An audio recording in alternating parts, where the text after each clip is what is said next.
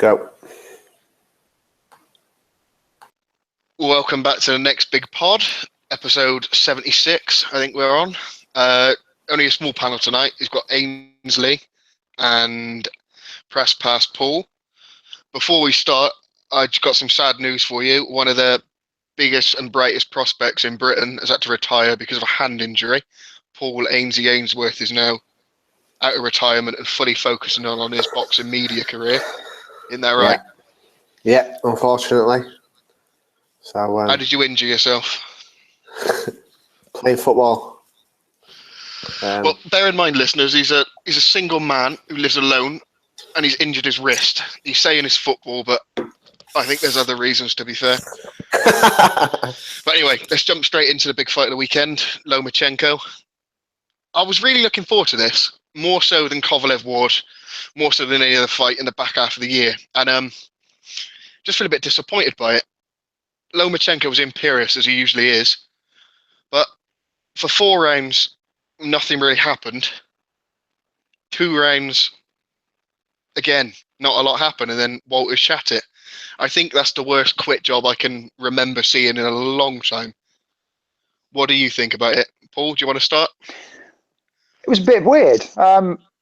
Often I think when fighters quit, you can accept it if the fighter's been badly hurt or if the fighter isn't a puncher and he's 10 rounds down. But, you know, Walters, he wasn't in the fight. He hadn't won a round, but he wasn't being beaten up. I think he had a bad round in the 7th, I think it was, where, you know, the commentators were starting to say, this is starting to get a bit one-sided, isn't it? But there was no, certainly listening to the HBO version, there was no indication that the fight was going to end. And Walters, you know, for all his faults, he does pack a bang. I don't understand why he didn't come out. You've seen fighters before quit when, and their argument's been, you know, I've got to think of my future, I've got to think of this, but that's when they're in wars. You know, I remember when Ortiz quit against Madonna and everyone absolutely slammed him, but, you know, he was getting battered. He could have fought on and he should have fought on, but you can understand in a way his mentality. But this just seemed bizarre. I mean, what does Walters think he's going to get? I mean, this is going to be the highest payday of his career. Does he think that HBO or any of the networks are going to be desperate to have him back on after that? It's strange. And yeah, it wasn't a very good fight. I think people were looking forward to this. I was same as you, looking forward to it more in some ways than Ward Kovalev because of the people that were involved. And on the face of it, it looked more exciting. But it wasn't a 50-50 fight. It wasn't even remotely close to that. I think Lomachenko was just, you know, almost sort of punch perfect, really. I think there's very few fighters out there now who could argue that they are better than him in the world. And there's so many good fights out there for him. But it wasn't exciting. It was just a very good display from a fighter, and I hate using the word quit. I just don't associate that with a lot of boxers, but there was no legit reason for that fight to end. And the way Walters sort of sprang off his chair and bounced across to the other side of the ring to say congratulations showed that he wasn't tired. It wasn't an energy issue. He just didn't want it. And that's, I don't know, when you're getting paid $500,000 and when you're main eventing on HBO, that doesn't really cut that well. No, and the thing that made it worse was he blamed everything else for the quit, as we'll call it, rather than himself. He blamed HBO. He blamed Bob Arum.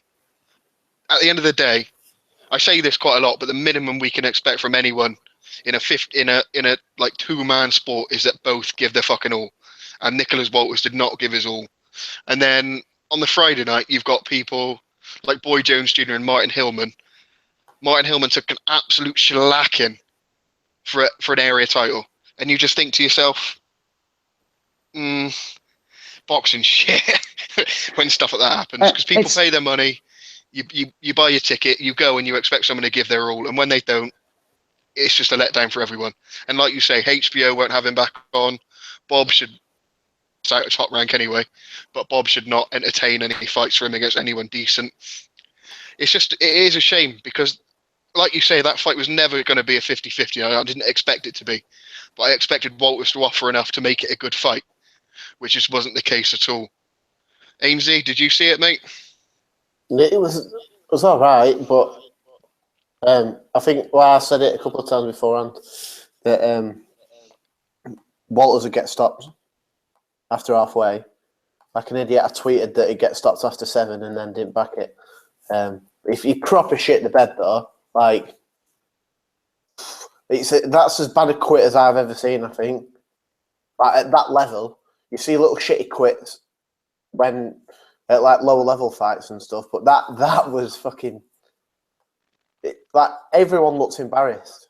Even like Lomachenko looked embarrassed. I don't know. I think he'd done that because he just wanted to get fucked off by Bob, but I don't really think he's thought it through. He ain't getting on HBO ever again now. If you think about it, Walters could have quit and actually made it look like he took a shot. Like, he could take a body shot and just roll around like he'd been hit by a bullet, for example, and no one would question it. Or just fake an injury. Say, oh, yeah, that's what I mean. Just faking a hand injury or whatever. But to do that is just disgraceful. Is it slightly more commendable that he didn't fake an injury? He didn't come out with some pretend excuse. He just didn't want to be in there.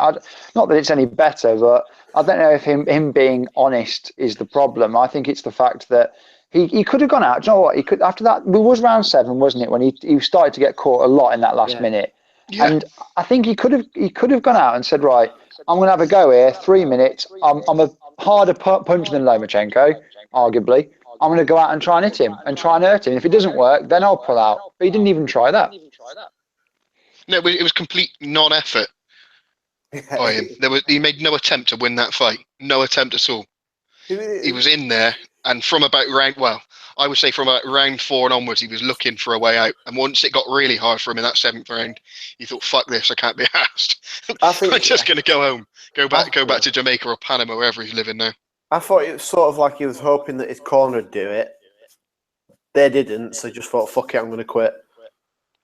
The thing, again, as fans, you feel robbed of an ending because it's so anticlimactic. We all watch this sport.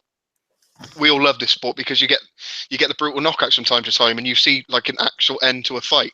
But you don't see that when people quit. It's a great shame, really, because Lomachenko's got robbed of a finish.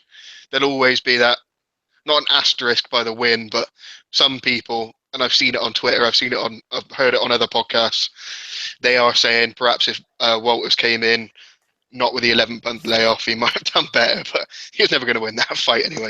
The only people that are criticising him is because his name's Lomachenko. If his name was Jaquan Jones or Bob Smith, I think a lot of people on the other side of the Atlantic wouldn't be criticising him so much. I think there seems to be a little bit of a thing with Eastern European fighters where they have to do that bit more when they're fighting on American TV. I think they're always going to get that criticism. Yeah, I think you're right. I think not so much race because they're both white, aren't they? But I think, well, Lomachenko's white. I think it does come into it where if it was an American or a Mexican, for example, they'd be riding that fucking train right into the station. But there we go. What else do we have on the weekend? We had the Cardiff card. Oh, no, before we get that, what do you think is next for Lomachenko? What would you like to see him do? Do you want to see him stay at 130? Do you want to see him go through as many weights as he can? Salido. Get it done, just get it done. Before he get retires. The rematch done and then move up, or do you want him to clean up at 130? Don't know, either's fine. That Flanagan fight's not going to happen because he's not going to come over here, which is fair enough. I don't know. There's plenty out there. Depends what Bob's going to pay for. But if Verdeo ends up fighting and beating Flanagan, he's going to make that fight, obviously. Isn't he? Well, Bob's saying they want to keep him active 4 fights a year, which I think is brilliant. Yeah, they say that, but if they do, they need. Well, I don't think Lomachenko's the sort that's going to fight twice a year. I think he wants to be out. He started late. He's not got many fights. He's not going to have that long a career. He's going to maximise it.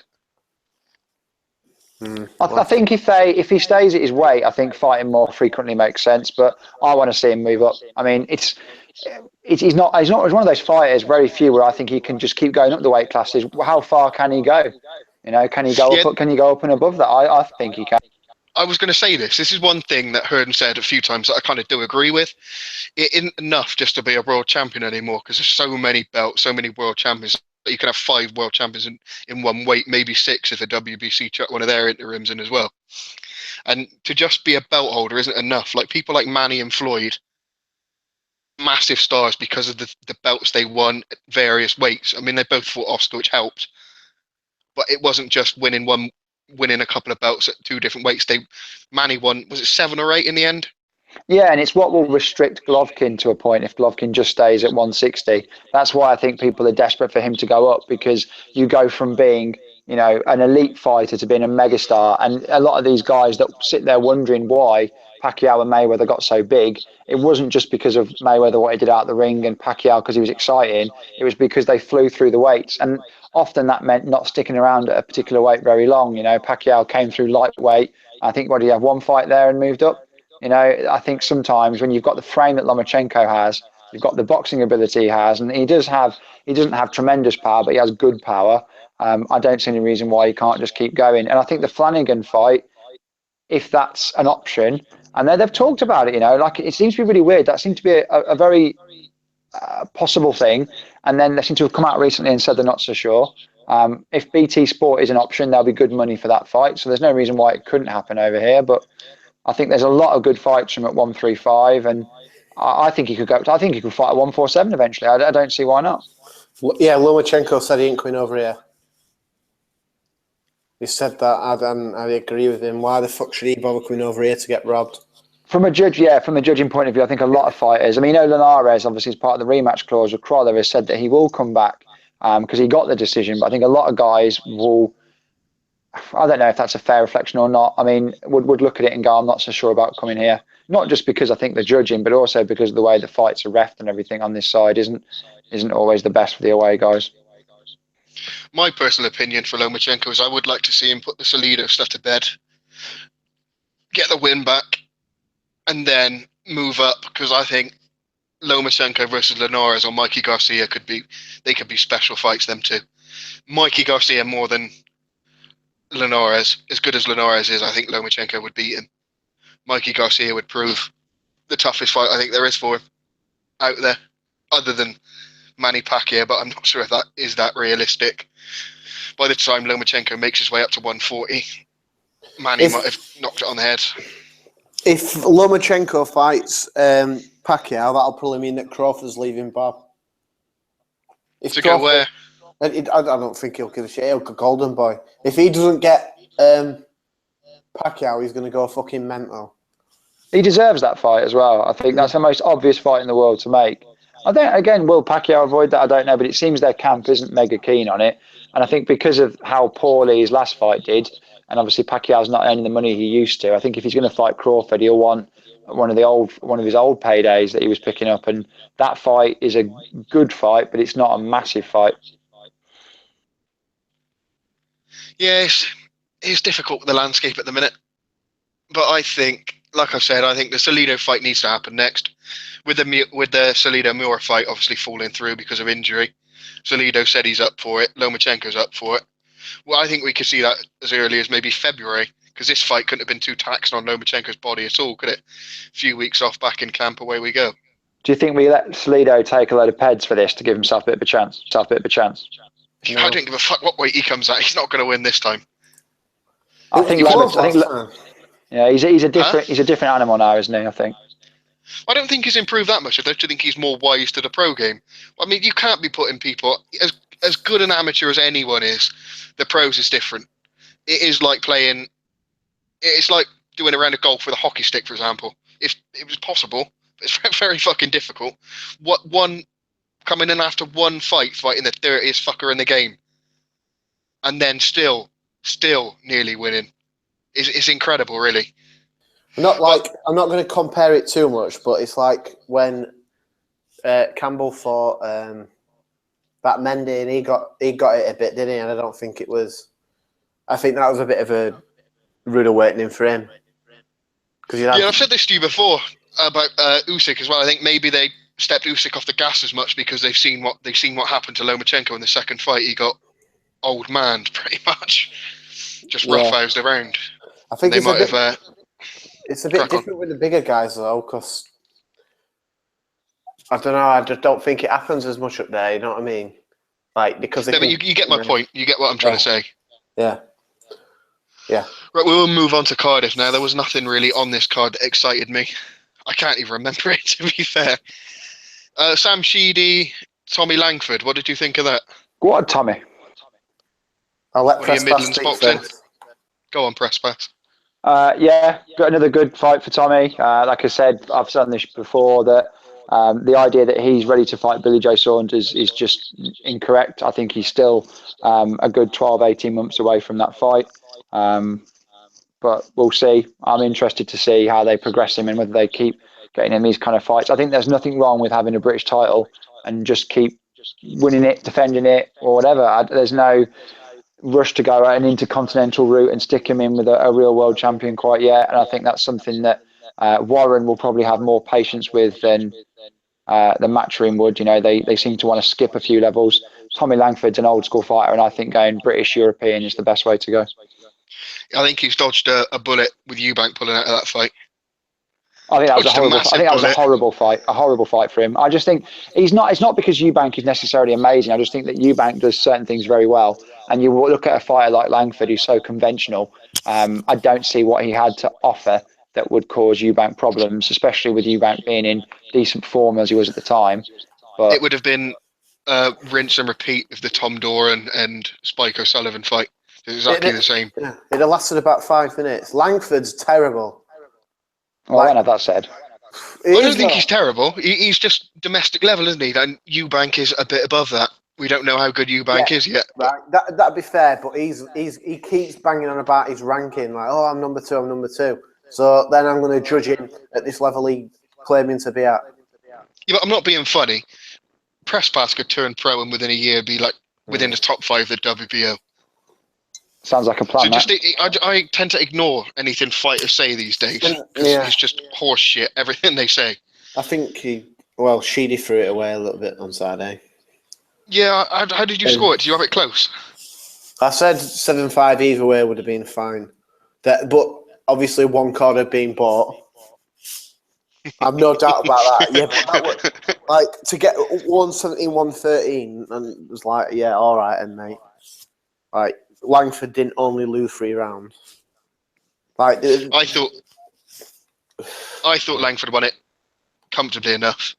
He banked enough early rounds. Sheedy made headway in the sort of second half of the fight, but Langford just closed it out well. I think he won. Not too much complaints by him. I think it was quite a good fight, but it wasn't really. It was entertaining enough without ever catching fire. I know, and it's easy for me to say because we've seen it before, but I think if they had a rematch, Sheedy'd beat him. Because he fucked about way too much early, and then when he stopped actually fucking about, he had more success. He must have been knackered from carrying that sombrero around all night. What did Dewey tell us? That he missed the weight with a sombrero on by like £2 or something. Yeah, he took it off and then made the weight. Yeah. Funny that. Yeah, they're fucking big hats, but Langford's really bad. He's going to get beat by... He's not really bad. Armfield and them sort of guys are going to fancy their chances big time. But they're probably not going to get it because Frank's going to be heavily invested in making him versus Billy Joe.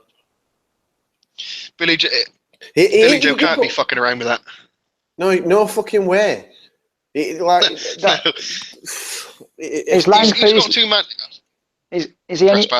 Is Langford any worse of an opponent than Akavov? Well, no one knows how good Akavov is. Well, that's it.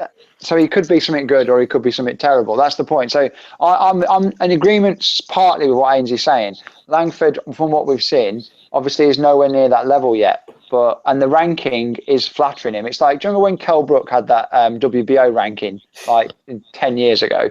You know, and he was mandatory to Manny Pacquiao. It didn't mean he was anywhere near ready for that kind of fight. It just means that's where he's ended up ranking-wise. I don't think that him or Tom Chaney are under any illusion that they should just throw him in with a world title fight now. And I think if they do get him a big fight, it shouldn't be against someone very, very technical. And I think Billy Joe Saunders is just a really bad matchup. When that fight was talked about last year, I thought that was a really bad matchup. I saw Langford actually in his gym ages and ages ago, and when he was only, I think, 2-0 or 3-0, and they were quite keen on him. They were saying that they think there's potentially something there, and Frank's obviously continually backed him. It'd be interesting to see, like I say, what they do. But I don't think I think the fight was competitive, but it wasn't. I don't think there was any argument with the decision. There won't be a rematch, I wouldn't have thought. But if there is, I'd pick Langford to win it again. But that one card was peculiar at best. But like, Sheedy can't punch as well, and he seems to hurt Langford a couple of times. Like Langford's going to get ironed out of someone. Not in a too distant future. That's to be seen. Yeah, they're gonna have to be very clever to fucking get him to keep hold of that British title, because there's definitely guys at British level who are going to beat him. Like, there's no doubt about it. I don't understand why, of all the people, that's the guy that Frank Warren's going to try and push. I really don't get it. He doesn't really have any power. He's not. He does basic okay, but he's not like, he doesn't do anything brilliantly. He's not a big name either. He's not, because people associate him with being from the Midlands, but he's from Devon. He's from the south. He was born there, but he's one of you Midlands lot. Yeah, I mean, he's West Bromwich, and they're doing quite a good time with the Albion. So he's always at the Albion. He's always on the pitch, but I don't think. Yeah. What does he do for tickets? Because when I went to the Cardiff show before this one, there was quite a big Langford contingent there sat around me. Not massive, but enough to be like vociferous. You could hear him. That's for sure. Yeah, there's a woman who's involved in one of the West Bromwich Albion fan clubs. I forget her name. I think it's Debbie something. It's the Baggy Bird is what she's known as, whatever she is. And she's always seems to be pushing. And I think a lot of the West Brom fans get behind it. And they always do a few coaches down. Wherever he's fighting, they always seem to have some sort of travel. I think when he's fought at home, I think he's done well, but he's not the biggest seller in the area. But there aren't many big sellers in terms of the major names. It's a lot of the smaller guys from the East Side gym that sell a lot. Mm. So I think he'll do, a few hundred wherever he goes. I think he has that potential, but he's not, he doesn't sell like Gavin did when he was coming up. He doesn't sell like I say, Eggington, for example. And then he's not close to that kind of level. But Lennox Clark. Well, I mean, like I said, people like that. So on that show in Birmingham, when every fighter did 300 plus tickets, even the guys in 4 and 6 rounders like Lennox and like a lot of the guys that were fighting after the TV event had ended. But that's potentially because of the show they're on. Now, with it being Warren shows, I don't think Warren has any real plans to come to Birmingham. I think when he's fought at the Civic Hall, which is probably the Black Country, it's a bit more Langford's territory. So maybe they get a fight for him there. But like I said, everything Warren's doing at the minute is really up in the air. I find it quite interesting. I'm really genuinely intrigued to see what he does with this. Not so much he does with the BT deal, but what fights he looks to make. And if he's got that many dates, then he's going to have to put on some small stuff as well as the big shows. But I think Armfield's is mandatory. I'd probably expect Armfield to beat him, but Ryder could beat him if he had a different trainer. Well, he's moved up anyway, and he's gone to 168. I don't know if that's actually true. Ryder has? Yeah, apparently so. No, I thought that was part of Pop's trolling about something else. I was going to say. I swear Si said it. I don't know if. Well, either way. We'll ask Si and we'll come back to this anyway. What else was on this card? There was nothing really of interest, was it? Craig Evans, Tom Stalker trilogy. Stalker needs to retire, man. Yeah, I think he said he's going to retire anyway. I think he said after the fight he's done. Someone was whinging at me on Twitter because I said he's done. Like, oh, why is he done? Well, he's got loads to offer. Well, he hasn't. And do you think he's going to be interested in fucking fight? He's not even going to be fighting at English level. He's going to be fighting at area level. Yeah, I don't think he wants to become a journeyman, which is fair enough. He's not be a journeyman because he'll beat most of them at that level. But does he want to be fighting at area level? Nah. No, but he would be a journeyman. He'd be a journeyman for better people. He'd be an away stepping stone, wouldn't he? Yeah, I mean, yeah. I think he's one of those where he was obviously an extensive amateur. He didn't have, obviously, he was the captain for the Olympic team, but didn't have a great Olympics. And I think it's just for whatever reason, it's not quite worked. He's one of the very few fighters that left Matchroom to go to Warren as opposed to the way around. And it's nothing that Warren's done wrong with him. I think he's matched him well, and he's been given, multiple opportunities with Evans, and it's a shame. But he was the wrong side of 30, I think, when he turned over, and it's not like he's got loads of time to improve.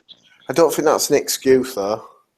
Like his age. No, I don't. I just don't think he's that good.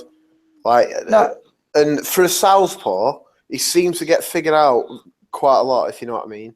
He doesn't really seem to pose people many problems. I mean, even when he's fought against the bums, he still looks like it's not. What worries me about Stalker is it's not like he goes in and gets banged out. He's been outboxed numerous times, which for someone with a GB background, that shouldn't be the case. He's been outboxed by lesser fighters. So, yeah, I don't think there's anything really ever going to come from it. I think the big ones, obviously the Catterall one is whatever.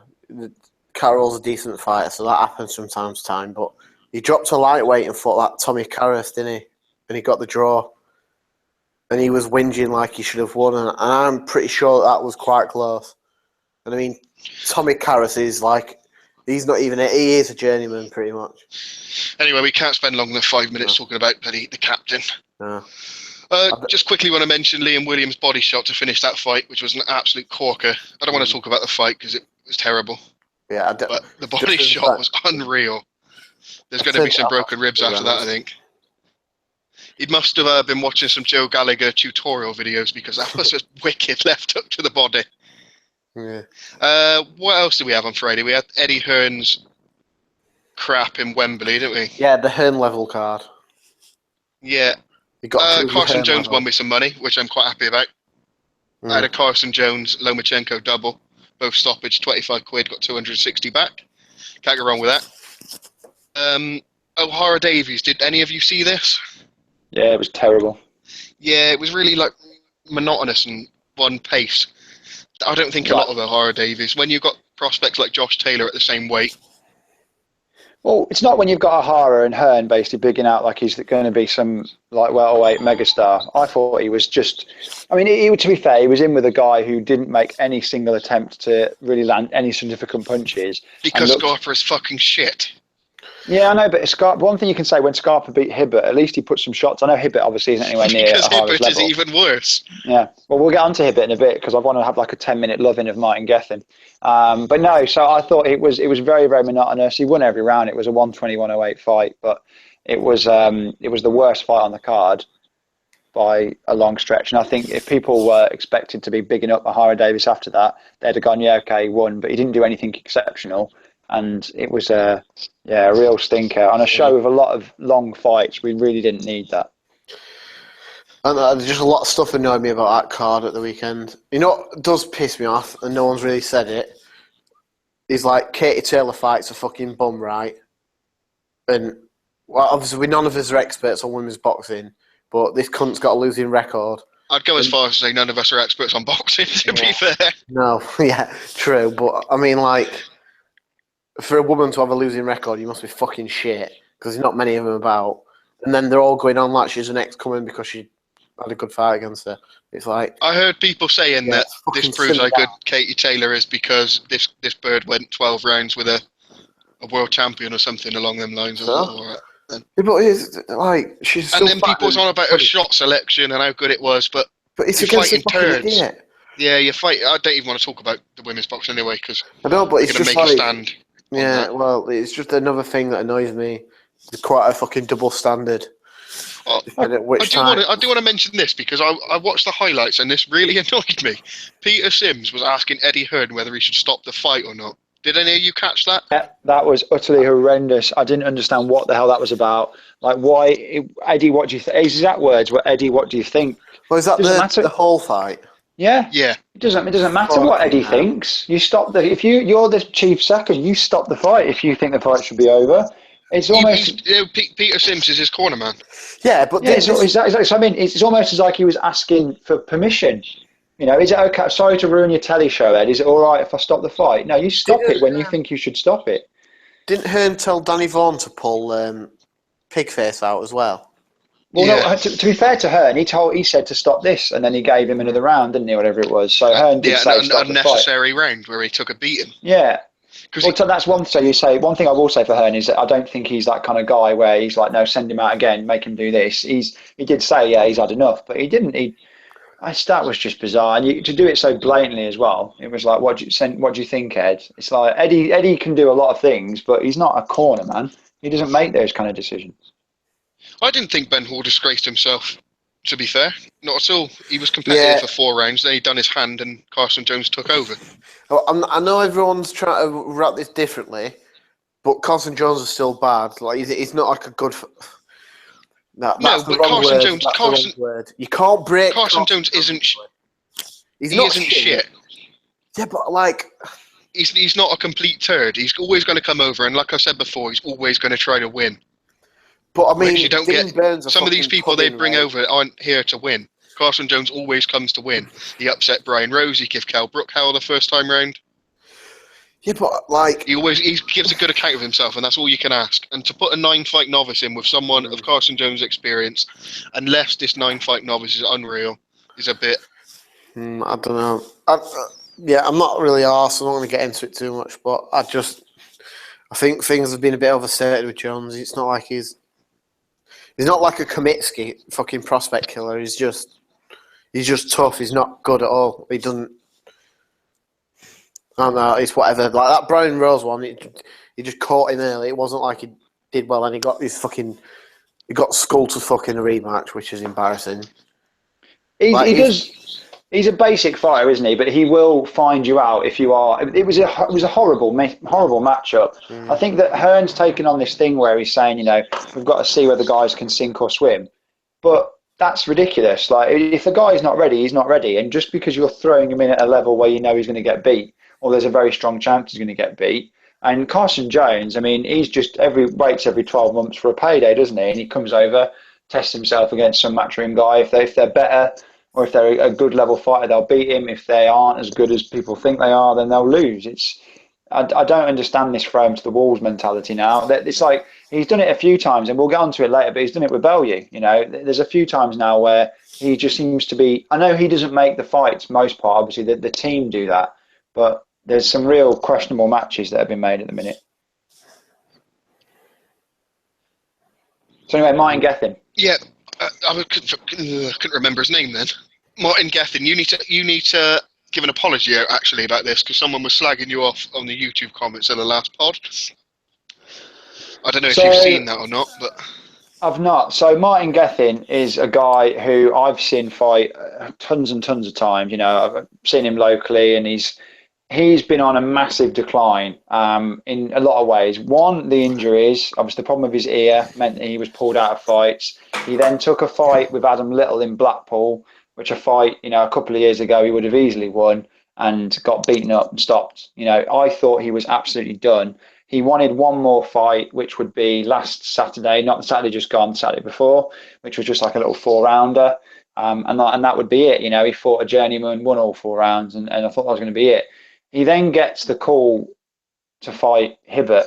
At the time, I was really, and other people who know him, not just myself, were really unsure, because even though Hibbert isn't exactly a monster, taking on a fight with a guy who's been training for 10 weeks on 6 days' notice seemed a bit silly. But I was dead wrong, and I've never been more happy to be dead wrong. It's one of the first times in ages I was literally on the top. I was standing up watching the fight. Like when he started to, it was obvious that he was hurting him and hurting him badly. And then not only did he beat him, but to stop him on his feet, and it was a fantastic knockout. I'm really pleased for him. I'd like it if he retired, even on the back of that, because I think Hibbert's he's not say shot, but he's never going to fight at this level again, or even close to this level. But it was a great win for Martin. He's been a good servant and taken a lot of fights on the road, fights at short notice, and his career hasn't gone as it should have done. But I was really pleased for him. Great to get that kind of win on a 6 days' notice. I agree with you. He should bow out on that. It's a good way to bow out. Yeah. Yeah, in his head he was going out anyway. Main event in the Sky Card, Wembley Arena. Get a nice knockout win, call it a day. Because otherwise you're just going to get beat on some small hall show for next to no money. Quit while you're ahead, I would say. Yeah, exactly right. I think he should, because what I don't know where they'd go. Like I said, he still got knocked out by Little. That hasn't changed, and he's still had his injury problems. They've not stopped. And I know he's got a good team around him with Errol Johnson and Paul Mann, and hopefully they'll say. But he got a nice payday before Christmas, and yeah, a big knockout win on a Sky show. I mean, like you say, I can't think of a better way for someone in his current position to go out. I think Hibbert's done the right thing, retiring straight away. I think, and it's good when fighters recognise that they are done, and I think that was his one last chance to do it. Do you know what I've got a feeling on? Hibbert should have retired after he got the win against Dave Ryan. Yeah, he didn't deserve then, because he took a beating in the Scarpa fight. He was getting beat by Dave Ryan in that third fight. He should have just called it a day then. Well, what's he done? He got smashed all over by Ryan and stopped. Then he got smashed all over by Ryan, and Ryan's back went. Then he fought Tommy Martin. Scarpa. No, I didn't. He fought Tommy Martin. Oh, yeah. And it was a bit of a drag of a fight, and it shouldn't really be with someone like Tommy Martin who can't punch and's not that great. And then he got smashed by Scarpa, and then he got smashed again. But Gethin's going to end up getting chucked in with fucking Josh Taylor. I hope not. Telling you, I can see it. I hope not. Right, anyway, let's move on to the main event while we're all here. Eddie Hearn, David Haye, Tony Bellew circus is in town, and business is booming for him. Full disclosure, I have to admit, I did buy tickets for this earlier on. Ainsley, do you want to start off? Because I know you're full of hate as always. What do you make of this fucking shit show? Man. Everyone fucking wedged right up David Haye's arse because he slagged Matchroom off. Like, all right, but you know for a fact David Haye would be doing the fucking same, if not worse, if he was in the same position. Like, Jesus Christ, man, he's the biggest fraud going. He's pathetic, man. Pulled out of them fucking 2 Fury fights, then fucking had his comeback for Cho, which he pulled out of. And there's still rumours kicking about that people still lost money on tickets for that, which seems fucking dodgy. But anyway, we'll move on from that. Then his absolute fucking circus act since he's come back and just talking pure bollocks. Like, he's a fucking dickhead. He's a con man. And even this is not like a good fight. If he's supposed to be this fucking all singing, all dancing, fucking destroyer of all heavyweights, why is he fighting a cruiserweight? And it's not like, oh, well, it's happened before. He's fighting a guy who's won a belt and had one defence against a fucking, basically a nightclub fucking PA. He's not even fighting the best cruiserweight. He's fighting one of the cruiserweight title holders, who's arguably the worst of the 3. Yeah, it's not like he's fighting Usyk or Lebedev or something, is it? Who's stepping up? It's like, fucking come on, man. Like, so I don't give Bellew. Bellew gets a bit of shit. Anyway, I was going to say, you're in the minority here because you actually give Bellew more of a chance than most people do, don't you? He's not going to win, but I don't think. But it's not like, well, what have I been saying since fucking the second day I come back? And I still stand by it. Well, we argue about this all the time. You keep saying he's shot, and I'm saying he's not. Well, there's something they're fucking hiding. Or there's something they don't want people to know about. Because there's no fucking way that he'd piss about for this long and not step up and fight someone half decent or a decent heavyweight if there weren't something fucking going on. If he hadn't lost a step. I don't think he won't be completely shot, but he's fucking obviously slower. And like some of the fucking videos of the pads he's doing is like absolutely laughable. He's just fucking winging punches. I don't know if you see that video of him clocking Bellew with the left today. That's pretty fucking rapid. Yeah, it didn't really move though. Anyway, press pass. Do you think this is clever business sense from Bellew? Going to get beat for a lot more money than he would get beat off Bradis for? It's clever business sense from both, isn't it, really? I think for Bellew, if he sticks at cruiserweight, what does he do? Go and fight Lebedev or fight Bradis? Potentially he loses both of those fights and he doesn't get a fraction of the money that he would for this. We've heard this word a lot, commercial. From a commercial point of view, this fight makes a lot of sense. From a boxing point of view, it's a dreadful fight. I really think it is. And this is what I alluded to earlier. Putting Bellew in with Haye because it's a massive payday for Bellew, it isn't a justification for making the fight happen. I mean, why not put Bellew in with Joshua then? Or, why not do that? This is happening because it gets Bellew a huge retirement payday, and it's happening because David Haye has no care or interest in belts, legacy, titles. All he cares about is the money. And can you give me the biggest check for the simplest job? I respect Tony Bellew for taking the fight because he didn't have to. There are other routes he could have gone. He probably could have tried to hold on to his belt a bit longer, try and sidestep Bradis. But he's taken it, and he's taken a fight that, in my opinion, he has an absolutely minuscule chance of winning. When you're going up a weight from whatever it is, when you're going from cruiser to heavyweight, as fighters have done, as Haye has done himself, you have to look at it and think, what attributes have I got that are better than the guy I'm fighting? David Haye is faster than Bellew. He hits harder than Bellew. He's got better hand speed. He moves around the ring better. Physically, he looks in better shape all the time. Yeah, well, that's fucking... That's to be questioned. Well, you can question, but people say, like, I've heard this ridiculous thing, like people say, oh, he gassed against Chisora. No, he didn't. That's the biggest joke ever. And they say he got wobbled. He got caught with a punch after the bell and he stumbled backwards, you know. David Haye is a fighter who one of the main reasons I'm into boxing as much as I am, because he was the first fighter that I ever really followed properly, like as in I went to Germany to see him fight Klitschko. I went to Manchester numerous times. I went to all those fights, but at the end of the day, he was a letdown. And when he came back, he's come back this year and into last year has been abysmal. The two guys he's fought, Bellew was right in every word he says. Bellew would beat them both. You know, David Haye wouldn't have them as sparring partners, but that doesn't change the fact that Haye is a legitimate full-size heavyweight. Break or no break, it doesn't make a difference in this fight. I think that it's Brook Golovkin for me again. You know, all that Bellew can do is Bellew is more active. And I think Bellew wants it more than Haye does, if that's even a thing. I think Haye will cruise this fight on his power and his natural talent. I think this will be Haye Enzo Macronelli Part 2. I agree with you that Bellew wants it more, but I don't think it'll ever get to that point. I don't think there'll ever be anyone fighting down on the gum shield in the 11th and 12th round. Wow. When it does matter, I don't think it'll make 3 rounds this. I really don't. The only thing I like about it is Haye looks, you know, he always says and he does things, Haye looks really quite angry, not at Bellew necessarily, but I think he's angry at the situation that he's in. At this point, David Haye should be retired, living in a mega mansion, like spending his money and basically acting like Carl Froch. But he's not. Obviously, they keep alluding to his financial troubles, which I'm not a big fan of that.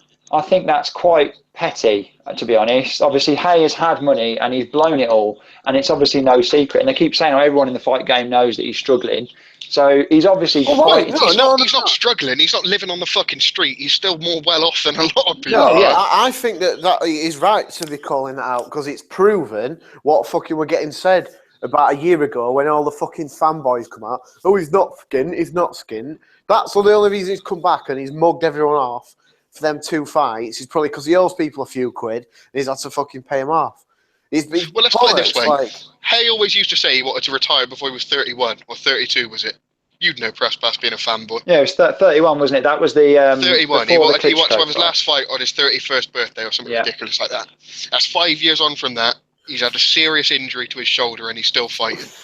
There's obviously a reason to it, and he can butter it up all he likes. Oh, I like knocking people out. Of course you do. It's a nonsense. But you're also fighting because you're skinned. Well, you need the money. You're not living on the streets. You're not shit broke. No, but David Haye's amazing. You need some cash. David Haye will have had multi-million-pound payday fights against Derek Chisora, Tony Bellew, Audley Harrison, and Nikolai Valuev. He's one of the most astonishing money-making runs of fights against very, very mediocre opposition. That's the thing. I don't know his commitment. I don't know how much he really wants this. He should be fighting Shannon Briggs if that WBA regular title was available. But obviously, there's been a lot of conjecture that it wasn't. I was going to say this. He's mandatory for the WBO, though, isn't he? Are you telling me that with all these new broadcasters getting in the game, like ITV want in, BT Sport are now in, both of them got pay-per-view platforms. Are you telling me he couldn't whore himself out to either of them and get Shannon Briggs on pay-per-view? One of them two would jump at the chance of getting David Haye on pay-per-view. And as we know, David Haye is the Pied Piper to casuals. They would lap it up. Get Shannon Briggs over with a Let's Go Champ. David Haye going Let's Go Chump. It'd do shitloads of buys, and it'd get one of these new broadcasters off to a great start.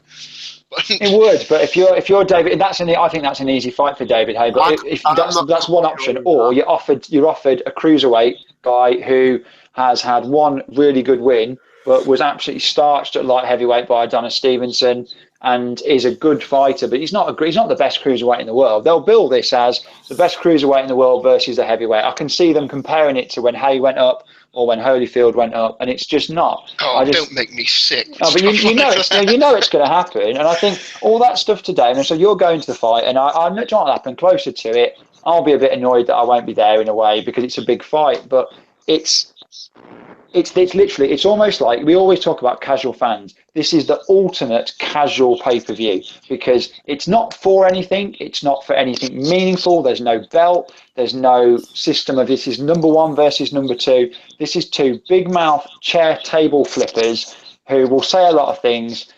I mean, these two were mates years ago. You know, Caldwell, Haye was going at Caldwell today. Back in the day, he was a major part of Haye's operation. The idea that they all hate each other is a nonsense. The only thing that I did quite like is, and there's very few people that can do it. David Haye, George Groves, and Frampton are the three people who ridicule Hearn and really get Hearn's really wind him up. And Haye did that today. I thought Haye's attack on Hearn at the presser was astonishing. And I think the reason why he did it was because I don't think Haye has any real hatred of Tony Bellew. I don't think he dislikes Bellew at all. I think it's a nonsense. He's not. You can tell he's not a fan of Eddie Hearn. He's planned that out, and he knows why he's done it because he knows if he wouldn't have done that, we'd have all fucking torn pieces off of him. He's trying to fucking do that to curry some favour with people, and everyone is fucking too stupid to actually fucking see what he's doing. It's fucking obvious, man. He's trying to curry favour with people. Let's not forget this is a fucking idiot who's ripped people off time after time, let people down time after time, put a non-performance in against Klitschko and blamed it on his little toe, just been an all-round fucking arsehole for God knows how many years. Like, he's fucking pathetic, man. Like, he doesn't deserve it. Hearn's You're right. Cunt, but Hayes is bigger cunt. It's just that fucking Hearn has got more of a platform to do it. And bear in mind that fucking Haye is only on pay-per-view because of fucking Bellew and Hearn, because they want to touch him.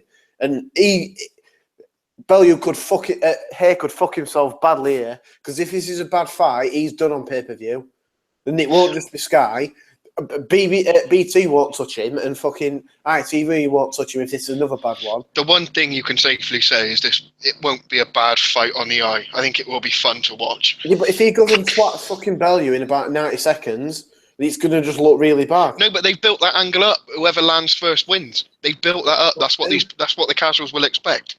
Whoever lands first will knock the other one out. That's the way they're going to sell it. But that's ridiculous. And that's the way it's going.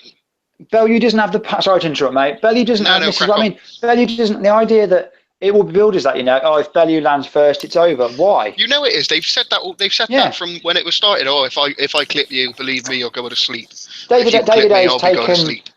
He's taken flush right hands from a prime Vladimir Klitschko.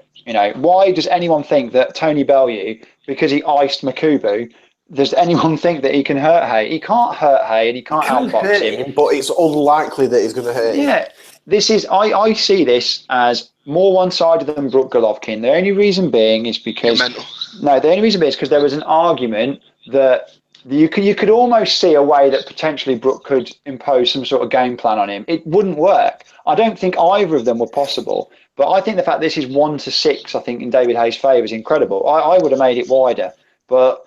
Like I said, the casuals will love it. And I think everything from the pricing structure of the tickets, which was discussed all the way to the press conference today, I think that we've been used to having, like Brook versus Golovkin, you could say, right, this was one of the best welterweights in the world versus the best middleweight in the world.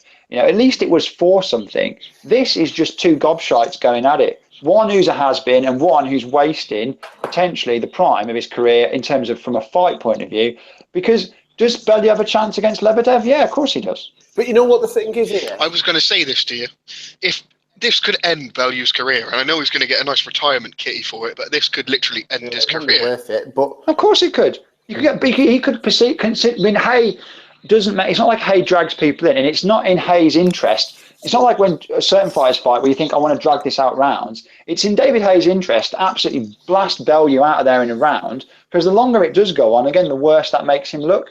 And if he wants to fight Joshua, or if he wants to go his other route with another channel, he must be sitting there and going, and this isn't disrespectful to Bellew, because I actually quite like what Bellew's been doing the last couple of years, but he must be sitting there going, I'm being paid millions of pounds to be the A side on a pay-per-view fight, despite the fact I've not had a good win in 4 years, and I'm fighting a cruiserweight. Like, he must be laughing, and he must look at fans. Like I said, he's one of those now where he talks about his fans, but I think he's always had a bit of disdain towards boxing fans. I don't think he's ever, he's not a Hatton, is he? He's not even like a Kawasaki star. He is everything that sums up what a celebrity boxer is. Bellew's not.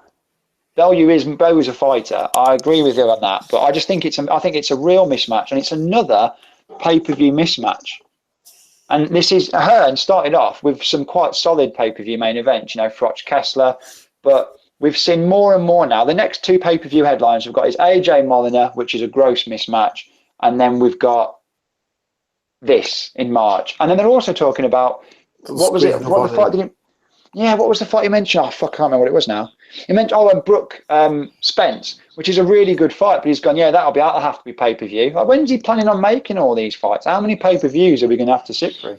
Well, when were they going to do? When's the revised? It wasn't even signed in the first place, was it? But they were talking about Femi versus Vlad in the spring. That's supposed to be that's meant to be April. Yeah. So we're going to have March for Haye Bellew and then April for Femi Vlad. Right, that's potentially what we're looking at. What are we setting as the over-under line then for pay-per-views next year? This will be massive. Massive. No. 400K? No, I don't mean that. I mean, how many pay-per-views? Oh, right. I think they'll get 10 next year. As mental as that sounds, I think they're going to get 10. They'll want at least 6, I think, because they know now that it's obvious that they're trying to channel out the smaller stuff and they're going straight for the big events. And I think that as more people are willing to come here, I think they'll spend the money and get opponents. Well, I think if you look at realistic fights, obviously, if they do, we've got this one signed. They do AJ Vlad, but AJ Ortiz when they build him up, AJ Haye. You got 4 there. Well, I don't think he'll put AJ in with Haye, but so you're going to have. I tell you what, if this fight does the buys that I anticipate it will, Sky will force that. And I don't know. Because that could literally do 1 million. That could literally do 1 million buys. That's how mental that could be. Well, it won't happen. There's fucking... Honestly, that is such a remote chance of happening. It's mental. Because if fucking Hearn watches... What do you think Hearn's going to risk? Because Bellew's probably a decent moneymaker for Hearn. He's not going to risk then his fucking biggest one after he's had one knocked off by him. There's not a chance. That's not Hearn's MO. It's going to be... You're going to see AJ against a bum in the early part of next year. It's not going to be Vlad first. Then it's going to be Vlad in the summer. Then he's going to say, oh, well, we can't fucking do Haye now because we need a fucking stadium to do it. So that has to be next summer. They could get Parker unification. That's another one for him. Yeah, if you work on the assumption that all heavyweights lose, which I think Hearn knows that. I mean, because people said to me when we talked ages ago about this, I said Joshua will lose one of his next 5 fights, even though I'm as high on Joshua as anybody, because heavyweights just don't stay unbeaten. They all get caught at some stage, and I think that what Carpi said was right. Joshua Haye. Can you think? Joshua Fury would have been just mega big, but no, Joshua Haye's bigger than that. They're both casual central, and they Pied Pipers to him. Haye is still probably the most same fans though. Shut up! Let press pass finish. No, I was going to say Haye is probably one of the most well-known fighters in Britain. Because of the I'm a Celebrity stuff, because of how big a name he was. When he was a champion, you forget he was on every freaking TV show going. And Joshua versus Haye is a mega fight, and I don't think it's a fight that Joshua would necessarily avoid. I don't think it's a fight that Hearn would avoid because the money involved would be so much for both guys. I think it's interesting though, like I said, that if Haye bombs Bellew out in a couple of rounds, there's no other fight that Haye will ask for than Joshua, and I think it would be absolutely massive. So I don't think that's a write-off at all. I think that fight could happen. If AJ beats Klitschko, what else is there for him? What, Ortiz? Parker in a unification? You've seen the backlash they've got from Molina. People aren't going to take these fights for much longer. Exactly. Not when they're paying for them. This isn't like the days when Hatton could defend his WBO belt on pay-per-view one after another. As much as we think casuals are idiots, they won't keep buying it. I don't know a lot of people that are interested in this Molyneux show because it's an opponent. Well, I've been telling all my friends that he's a part-time fighter and he's literally a PE teacher, which is true. Yeah, but fucking AJ is going to have to beat Vlad for that Haye fight to happen. I'm not sure it'd beat Vlad even if Vlad's had fucking 8 years off. My personal opinion of Vlad is I don't actually think he can go through a full camp anymore. I don't think that fight will happen from their side. I think he'll retire. I think he'll get an injury again in camp and they'll just knock it on the head. Why would he retire though when he can get like 10 million to just turn up to a fight that he's supposed to lose anyway? He don't give a fuck if he's fucking fat or out. He don't give a shit if he can get 10 million quid for turning up. I don't know. I think Vlad's got a bit more pride than that. That's why he wanted the Fury rematch, because you don't want to go out like that. Yeah, but he's not stupid. Yeah, but it's still getting like a shitty German like fucking finale. He just fights. Either way, we're going down a rabbit hole now. We're talking about Haye versus Bellew. I will say, I'll ask both of you this question. Out of the three antagonists in this fight, Haye, Hearn, and Bellew, who is the biggest cunt? Haye. Let's put it in like wrestling terms. Who's the heels and who's the baby face? None of them are baby face. I think they're all heels, aren't they? They're all pricks. Yeah, Bellew will come out of this as the good guy. Sky will build Bellew up as the good guy. Yeah, but I think, but like I said, as much as Hearn has more faults than fucking San Andreas, Haye is a I'm going to slag him off here because I was a big fan of his. Haye does not give a toss about what any fans think. He is literally in it for, not even in it for his family. He's in this for David Haye, and he will do whatever. He would fight fucking Luke Campbell on pay-per-view if they paid him to do it. He has no morals and does not give a toss about me, you, any fans, any promoters, anything. He is out of the three of them, he's the worst by far. But he's the most talented out of the two fighters, and he will win big. I would say Hearn's the worst, but I can't stand that man. Yeah, but it's like closely followed by Haye, and then I like Bellew. He's grown on me like a wart the last few years. Yeah. What was you going to say, Ainsley? Like, I really can't stand Haye. It's a very sustained period. Like, Hearn's is bad, but fucking like Haye's a different level. Right, anyway, moving on. We've done that to death now. Just briefly the Chief's preview. going to jump on, I think. Oh, was he? Yeah, get him on then because he wants to moan about this. But before he gets on, just briefly talk about Lebedev versus Gassiev. Yeah. I know you're interested in that. It's a shame Box Nation haven't picked it up because they show in that absolute shithouse Glasgow, which not one single person in the country could give a fuck about. But there we go. What do you make of this fight, Ainsley? I know you're big on the cruiserweights.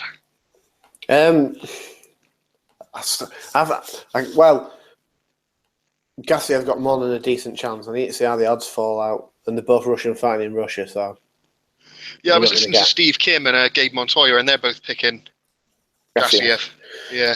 I don't know with Lebedev, because he's a fucking sly cunt, because he looks sometimes like he's completely done, and then he just puts in a fucking solid performance. Like, Gassiev's not beat anyone of it real note for a while, to be fair. Well, at all. He's not really had many big wins. But I mean, it's got a little side note. It's got two of the most detestable cunts in boxing in the corners. It's got Anibal Sanchez and Freddie, the joke coach Roach. But I mean, Lebedev's not really done much in the last 18 months.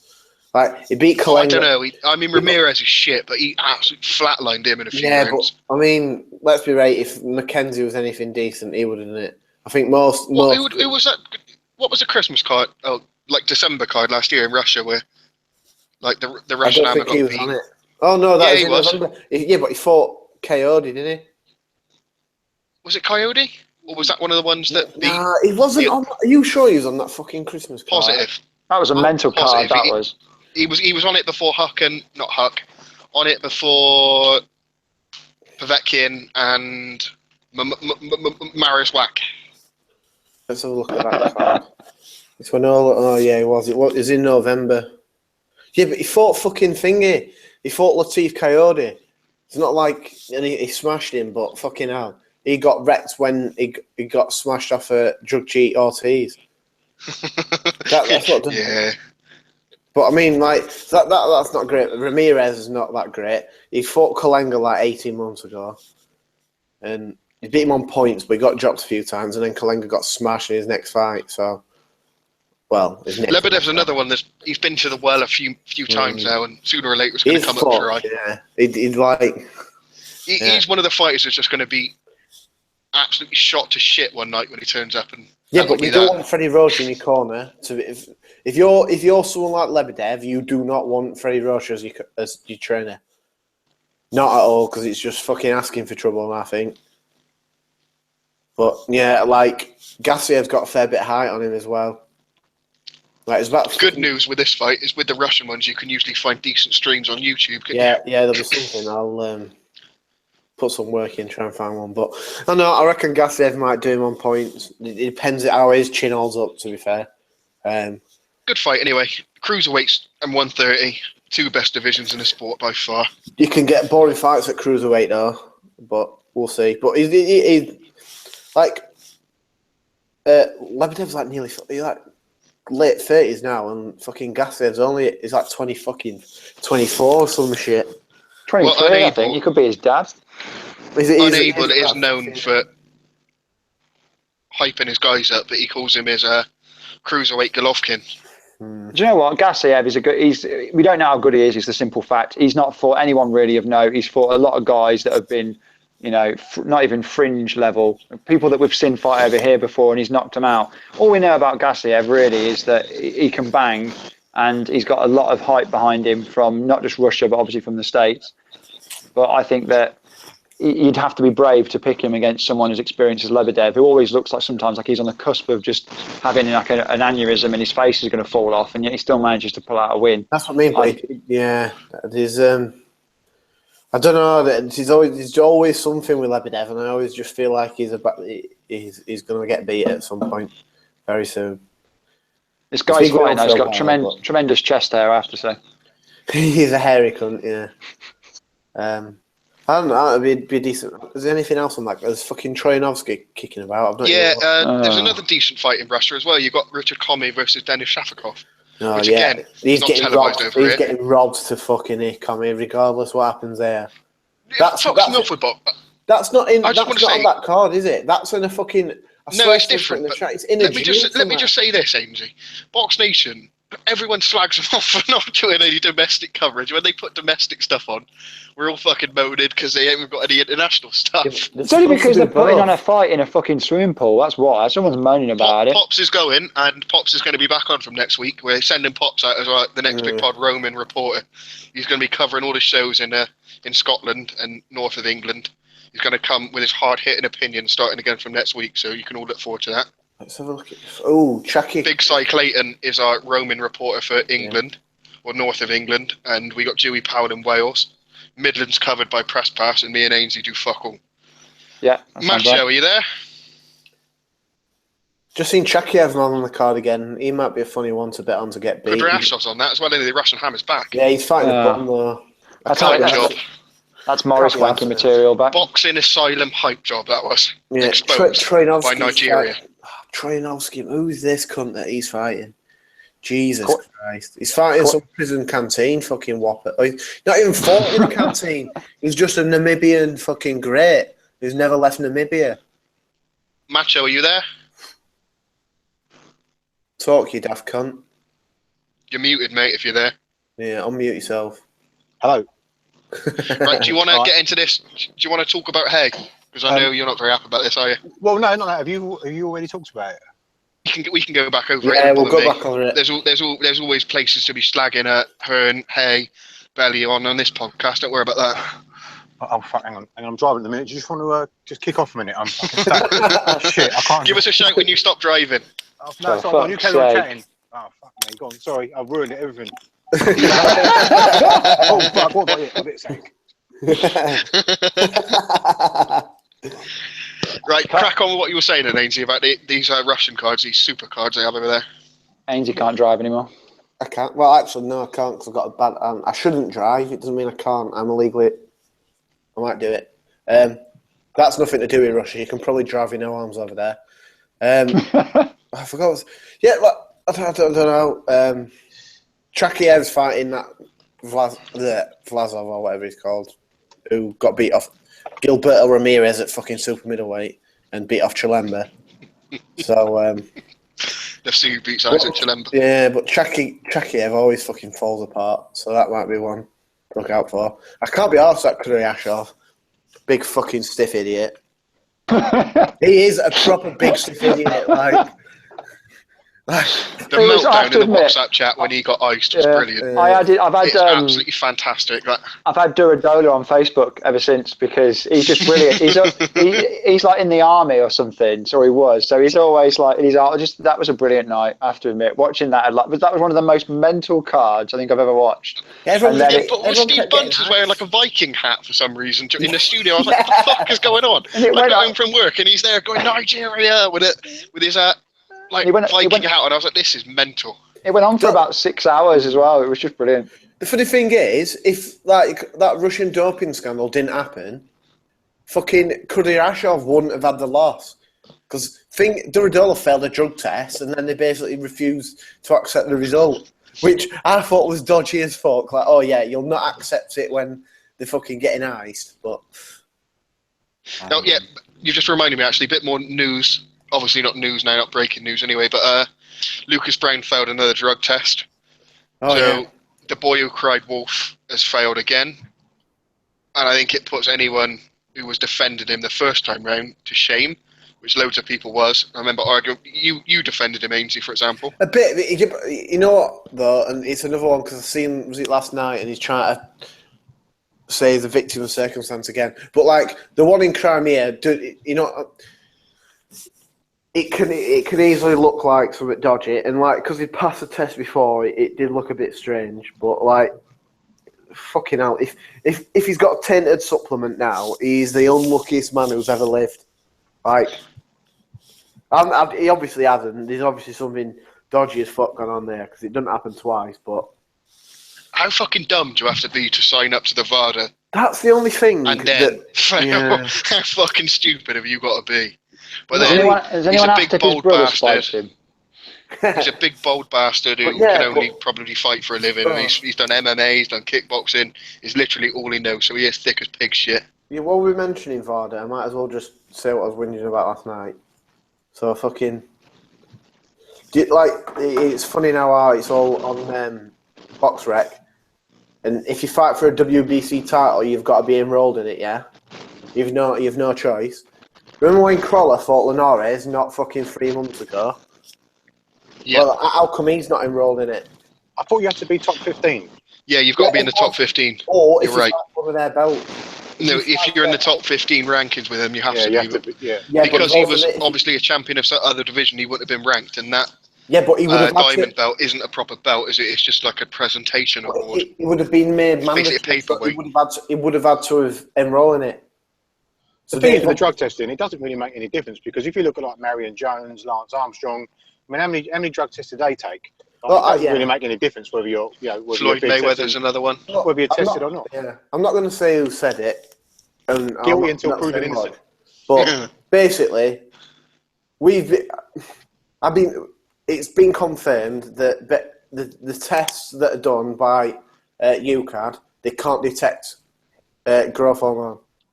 Well, they can, but they don't pay for it. They've got tests that'll do it, but it costs them too much money to test for it, so they don't bother. Test for it, so you can't get caught by him. If they don't test for it, you can't get caught by him.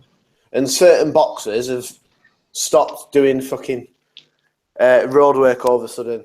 Well, let me say this. But if you had a nasty accident protecting your neighbour's property, for example, and somehow got hit around the head and was prescribed medication that is illegal, you could get away with taking it because they don't test for it. Yeah. Well, you won't get the other ones, the cancer one, because if you've had cancer at any point, you'll have had EPO, and sometimes you need it afterwards. So allegedly, there's certain boxers who've got exemptions for that, but I don't know if that's true. But I mean, this VADA thing now, I honestly think every single body should just say, if you're not enrolled, you're stripped. David Haye's not enrolled in VADA, funnily enough. But then, even then, Main Stavern failed, and the WBC didn't give a shit about that, did they? They want their sanction fees at the end of the day. Nothing's going to stop them making their money. At least then you know that they're fucking being cunts about it, and it's not just, oh, well, I think A, B, and C doing it. Like, obviously, AJ's not enrolled in it. Brooke is enrolled in it. Not. I think the only three I saw who were enrolled in it is Bellew, Brooke, and Callum Smith. Brooke's enrolled in it. That's surprising. Yeah, his gym's dodgy as fuck. Yeah, Gallad's brother's in there. Anyway, Macho, have you got a minute to talk about David Haye now? Are you free? Yeah, I'm still driving. Go on, I'm all right. I think I crashed into someone actually, but never mind. Carry on. What do you want to get off your chest? Well, because to be honest, nothing really. I actually enjoyed the press conference. I thought it was all right. I mean, but Haye ripping into Hearn was absolutely fucking brilliant, and yeah, it needed to be said, and I'm glad that someone high profile was said it. Because I think it seemed to have switched on. I think a lot of the casuals, just looking through Twitter, a lot of the casuals kind of latched onto that. So I thought it was brilliant. I think the thing with Hearn is he kind of overplays this domestic grudge match so much that when there actually is one, it kind of gets watered down, and like people like us, we don't really give a shit. I mean, Bellew and Haye definitely don't hate each other. We know that for a fact. I mean, Bellew was posting on Check-Up Boxing and Eastside Boxing years ago saying how much he loved Haye, but the genuine needle is between both camps, because the McGuigan camp, they fucking hate Hearn, all of them. Barry does, Shane does, Groves does, Haye does, Frampton, they all fucking hate him. So it's more, I think anyway, the fun bit watching is the beef between both camps. But yeah, I quite enjoyed the press conference today, and I mean, that left hook that Haye threw at Bellew, I mean, I watched that about 20 times and I couldn't see it. So people saying he slowed down, I'm not so sure, because he had a really tight suit jacket on. And that left hook he just whipped in was fucking lethal, really quick. So no, I thought it was all right. I mean, I don't know, what did you guys think about the press conference? I actually enjoyed the press conference, but what I didn't enjoy was Hearn's fucking IFL interview by himself. Yeah, but he's such a cunt, isn't he? Oh, mate, it's the slimiest video I've ever seen of him, and I've watched a lot of them, and I had to stop, and I just couldn't take it. That's been hammered on the old dislikes as well, whereas all the other videos, like Haye's interview, Bellew's interview, hasn't, but Hearn's has been hammered because, I mean, he was called out for everything. I mean, the Katie Taylor stuff, Haye was bang on, brilliant. you know. That was brilliant. He was absolutely bang on, because Haye was coming at it from a fan's point of view, which I quite liked. He said, look, I was really interested to hear Katie Taylor speak.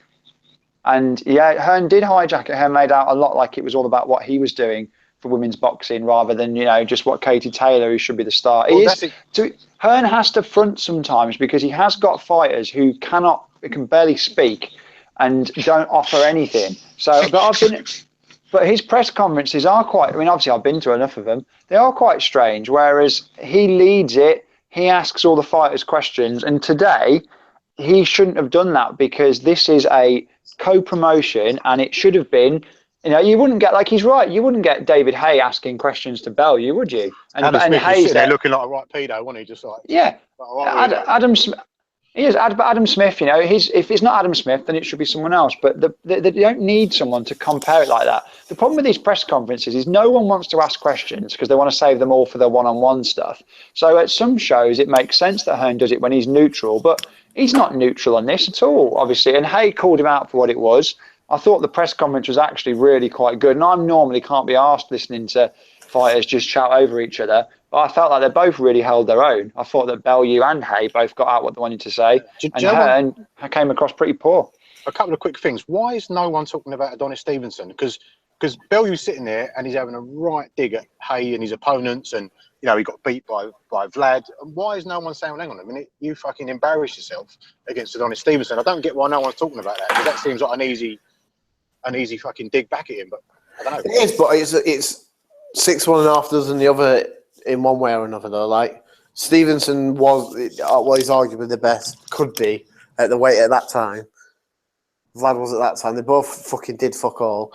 At least Bellew just went, well, yeah, he's half admitted it was just a fucking farce. At least he weren't standing on fucking tables saying, look at my little toe, it's broke, yeah, that's why I lost the fight. That is the most embarrassing thing that I've ever seen in boxing. Like, without a fucking doubt. And we've seen, you know, the last couple of months, we've seen BJ Flores' cock out. That's the worst. Yeah, that is the worst thing. I drove in a Ford Fiesta from Lichfield to Germany to stand in the rain, which for anyone that went there, and there's a few people that listen to us that will have gone, was like some out of the apocalypse. And there were no taxis, you couldn't get back to your hotels, spent hours wandering around Hamburg, which is a shitty city and I'd never return to it. And all to get back to my hotel, put some charge in my phone to see that Haye was there with his fucking flip-flop on with a bruised pinky toe. Honestly, man. I'll never forgive him since, because it was, just say you lost. I mean, it was absolutely pathetic, that performance. It wasn't just that was bad. Like, you know what I mean? You're nearly 20 stone. Don't fucking come blaming your little toe, for fuck's sake. But then, like, his just attitude afterwards. He was just so fucking arrogant about it and like cunty towards fans. Like, he's literally blocked people on Twitter for like questioning that night. Instead of like people saying, "Oh, I've spent all this money going. Do you not think it was fucking embarrassing?" He just blocks them. Like, people fucking spent a lot of money fucking about with that. And all he did was make sure he didn't get knocked out. That's it. Like, he just thought after about 30 seconds, or if you don't get knocked out, he had a go in like, what, 11 or 12, didn't he? I think he seemed to have a bit of a go. Not I know much, he did have no. But just quickly, back to that press conference, the one big takeaway I did take from it all was when Haye said he don't care about his fighters because that's why he's putting a cruiserweight in with a heavyweight, something that Shane McGuigan said, he mentioned something in his interview, and he also said that he couldn't believe that there was no rehydration clause in the contract and Haye can weigh whatever he wants. And he pretty much was saying he was astounded by that. And it just goes to prove that Hearn don't give a shit because it's all about him. And as long as he gets the big fight and he gets his name up in lights, that's all he cares about. And I think they got a fair point because I thought this fight could get made. But I definitely thought there would be some sort of clause like 220, 230. And perhaps they're just so convinced that Haye's going to come in light. They just thought, fuck it, we don't need it in there. But that's a I don't think major Haye error. needs to come in. I don't error. think Haye needs to come in light. He can come in at any fucking weight he wants, and he'll Absolutely. be quicker, faster, stronger than Bellew. It doesn't matter. On a He serious can come note, in at 201 pound or 231. This is three Dangerous. fights now. 3 fights in a year. Charlie Edwards, Kell Brook, and Tony Bellew, where Hearn has made world level fights with guys that can't win. Yeah. And I think that is really poor. And I think that while Charlie Edwards was probably never going to get really badly hurt, I mean, he did get knocked out. I think look what happened to, people forget, Kell Brook gave a real good account of himself and he did much better than we all thought. And it was a really good night if you were there. Yeah, I was there. It was But quality. he ended up with, and I was just too, he ended up with a broken orbital bone. He ended up with a really bad injury. But one thing I would say about that matchmaking, though, it's high risk, no lose matchmaking because if Brook fights Furman or he fights Danny Garcia or something, there's no excuse. Like Quigg got beat by Frampton, there's no excuse. But this is at high risk. If I get beat, I've got a built-in excuse for losing. And we're starting to see more and more of it now, and it's fucking shit. And Bellew they've already put in their permission for another ridiculous WBC, the special permit for a special event. Obviously, that's not free, by the way. You'd have to pay for one of those. So Bellew will get to keep his belt regardless of what happens. But again, you're right. I mean, why risk fighting a legit contender in your own division when you can go up? But I just think it's, we've seen recently, and this year has been terrible for it, fighters getting injured or fighters getting, everyone's gone very quiet until today. But George Groves' opponent, Gutnecht, he's still in a coma. Yeah. Because of a fight that went on too long. But that was not an evenly matched fight, but a competitive fight in their own division. This Haye isn't the kind of guy who, fortunately for Tony Bellew, David Haye won't beat him up over 10 rounds. David Haye, he'll just put him away when he puts him away. It won't be a sustained, Eubank Blackwell style beating. It's not competitive enough for that. But it'll be a big fight. It'll be a massive show. The casuals will lap it up. I just hope it's mildly interesting. I hope that Bellew can put on the performance of his life. He's not going to be able to. I mean, you have to remember. Haye has flattened legit heavyweights. Whether you think they're good or not, he has absolutely flattened some big lumps. Would you have picked? Sorry to interrupt. I'm just thinking. Would you pick Dillian Whyte to beat Tony Bellew before this fight was made? Yes, I would. Right. Yeah, probably. I'm the same. Probably. Yeah. I'm exactly the same. I don't know if you guys have mentioned like Luis Ortiz against Dave Allen, and that's an absolute fucking disgrace. But you look at the British Board of Boxing Control, and they wouldn't sanction. What was it? Allen v White for the British title. They sanctioned that fight. They sanctioned fucking Allen v Ortiz, and they've also sanctioned this. And someone should really be saying, hang on a minute, this is fucking dangerous. Because it is, like, we're not just, it's not hyperbole or hyperbole, however the fuck you pronounce it. Like, Bellew could get seriously fucking hurt. Look, the board don't care, mate. It's all fucking bullshit. They want to get their fucking, they wouldn't just get their fucking money, their license fees, and they'll move along. They have no interest in growing the sport. If they had any interest in doing what was right, they'd have held Warren to account for all the shit he's been doing. They didn't. They'd hold Hearn to account for some of the shit that he pulls. They don't. Same with fucking Fat Mixer and they let everyone go and do what they want as long as they're getting the money for it. And then if every now and then, when someone steps out of line and they come out with they're bringing the sport into disrepute shit, like they're saying with fucking Chisora and White, then they'll fucking say, oh, well, you've got to do this, you've got to do that. Like, he's sat there, Robert Smith, slagging Nick Blackwell for doing something fucking stupid. Yeah, It was fucking stupid. But he's there fucking sanctioning... He's there allowing promoters to make ridiculously stupid fights. Like, and it goes as well to like the Callum Smith level. Why are they letting Callum Smith bring over these fucking Polish bums again still to fight when he's supposedly doing this and that? It's. I think well, Brian's been banging that. Brian's been banging this anti-Hearn drum longer than anyone else, and he's always said Hearn's going to have a death on his hands or a serious injury. Yeah, he would have. And I think sadly he's going to be proved right. Brian is. I think there's so many levels to the Ortiz and Allen. Like there's so many levels apart. It's such a dangerous fight. Do you remember? And Hearn's happy to chuck him in because there's a bit of banter from That's Allen. the most cynical matchmaking you could possibly imagine, because Allen is a nice fella. He talks a good game, and he's good on Twitter and stuff. But I mean, he's jumping from like area level to world level, and the problem is with Dave Allen, he's got that. He's trying to push that gimmick of his chin, and he's unstoppable, and that's dangerous for any fighter, but especially a heavyweight fighter. And he's in there. He's too tough for his own good, and that's just fucking outrageous. I don't rate Ortiz as high as you guys, but that's fucking disgusting. That fight. Do you remember when Robbie Turley was going to fight on a show in Wales? I think against Moreno and Salmo Moreno, and the board said no to that. And the board said no to that because Moreno was a world level fighter, and Turley obviously isn't and hasn't been for a long. Well, never has been even close. Though they did used to stop certain fights. The fact that Dave Allen has been allowed to fight Ortiz is so, and you know what? Again, people say, you can't knock Dave Allen because he wants the fight and he's taking it. But you could go to any other country and you find an equivalent at any weight, and you go with someone who most people regard. I don't, because I'm not as high as Ortiz, like I said, some are, but most people regard Ortiz, if Fury is fit, as the second best heavyweight in the world behind Tyson Fury. And yet you're going to put him in with a guy who's his best win? Ola Bellew, and who else has he fought? It's an awful, gross mismatch. But you know what? It's cheap for Hearn, and it's someone people know, so it's an easy sell. And he'll go rounds as well. That's the worst part of it. He could go rounds.